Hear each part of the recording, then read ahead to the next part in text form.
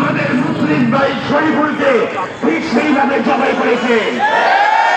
মুসলিম তাইলে কি দাঁড়ালো? যখন তারা জবাই করে, আমরা যখন আন্দোলন করি, তখন এই ভারত আমাদেরকে হুমকি দেয়।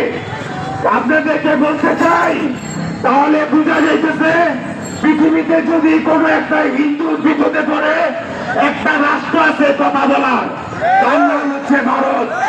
পৃথিবীতে যদি কোনো ইহুদি বিপদে পড়ে, তারও একটা রাষ্ট্র আছে। কিন্তু পৃথিবীতে মুসলিমদেরকে শত শত হত্যা করার পরও সে রাষ্ট্র ব্যবস্থা নেয়। কি করেন?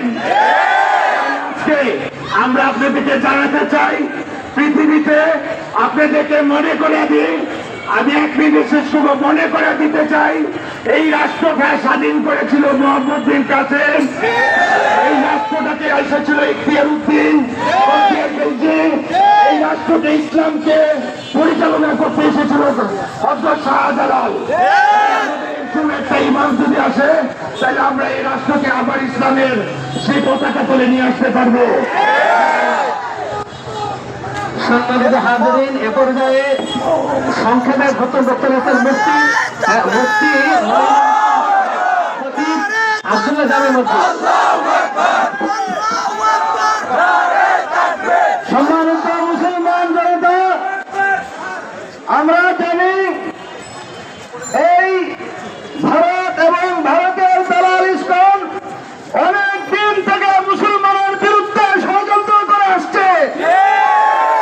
আমরা ইউরোপ থেকে মুসলমান, হিন্দু, বৌদ্ধ, খ্রিস্টান সহ অবস্থান বাংলাদেশের এটা ঐতিহ্য, এই ঐতিহ্য বিনষ্ট করে হিন্দু মুসলমান দাঙ্গা লাগানোর জন্য এই ভারতের মোদি এবং তার দোসররা আমাদেরকে উস্কে দিতে চায়।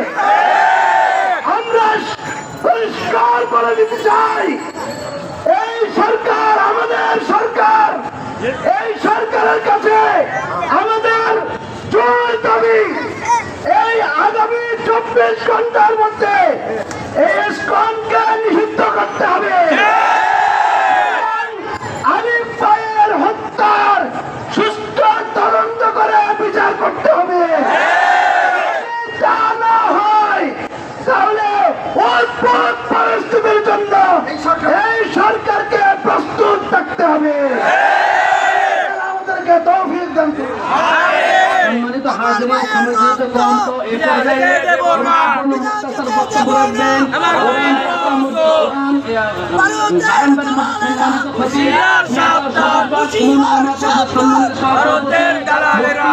আশিকুল্লাহ সাহেব। নাহমাদুহু ওয়া নুসাল্লি আলা রাসূলিহিল কারীম। সংগ্রামী তাওহীদি জনতা, আপনারা জানেন 26শে নভেম্বর চট্টগ্রামের আদালতে প্রকাশ্যে আমাদের একজন মুসলিম আইনজীবীকে এদেশের মুশরিক, মালাউন, অভিশপ্ত হিন্দুরা, কট্টর ইহুদিবাদ ইসকনের সদস্য হিন্দুরা আমাদের একজন মুসলিমকে তারা শহীদ করেছে। আমরা এর তীব্র নিন্দা জানাই। আমরা অনতিবিলম্বে এই আইনজীবীর হত্যাকারীদেরকে গ্রেফতার করার জন্য জোর দাবি জানাচ্ছি। অনতিবিলম্বে তাদেরকে ফাঁসির মঞ্চে ঝুলাতে হবে। আমরা দাবি জানাইতেছি, ভারত এদেশের মধ্যে মুসলিম হিন্দু সহ একটা দাঙ্গা সৃষ্টি করতে চায়। ভারত যাতে নাকি তার এই অপকর্ম থেকে যাতে নাকি নিজেকে হেফাজত না করে, নিজেকে যাতে নাকি মুক্ত না রাখে, আমরা বলতে চাই, আমরা বুকের কাজে রক্ত দিয়ে সেই ভারতের রক্তচক্রকে আমরা বন্ধ করে দেব ইনশাআল্লাহ। তো এবার ছাত্রদের পক্ষ থেকে শেষ বক্তব্য দেবে আবুল হাসানাত।